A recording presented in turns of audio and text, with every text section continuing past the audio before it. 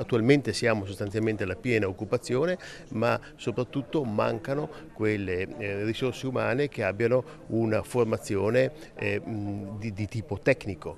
Secondo il presidente di Confindustria Veneto Raffaele Boscaini, la valorizzazione dei giovani attraverso un incontro mirato tra domanda e offerta di lavoro è una delle priorità della prossima giunta regionale. Più in generale, nell'Auditorium Cesare De Michelis dell'M9 di Mestre, l'Associazione degli Industriali ha sottoposto 22 strategie chiave per lo sviluppo della regione ai candidati presidente del centrodestra e del centrosinistra Alberto Stefani e Giovanni Manildo. Le imprese stanno soffrendo, parlo di burocrazia, parlo del tema delle infrastrutture, parlo del tema di politiche abitative e parlo del tema energia, anche se non è di competenza regionale, noi vogliamo sottolineare l'importanza di affrontare questa tematica. Alberto Stefani, candidato presidente del centrodestra, ha proposto tra i primi provvedimenti un tavolo anti-sburocratizzazione e non solo. Garantire l'attrattività delle imprese, garantire la possibilità per i più giovani di rimanere all'interno di questo territorio. Noi abbiamo lanciato l'iniziativa Ecosistema 2530 per permettere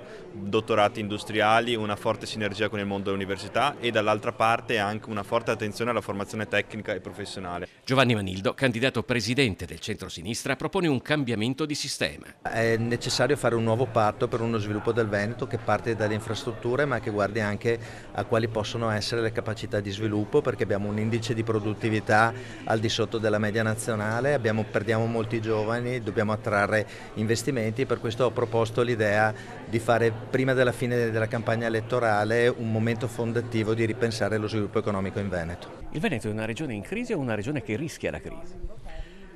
È una regione, non mi piace parlare di crisi, quindi direi che rischia la crisi, rischia più che altro una marginalizzazione. È chiaro che economicamente parlando è una regione dove ci sono imprese molto importanti. Adesso siamo in un momento in cui, lo sappiamo tutti, i cambiamenti non solo si avvicendano ma sono sempre più repentini e veloci, e questo può mettere un po' in crisi appunto anche un sistema rodato.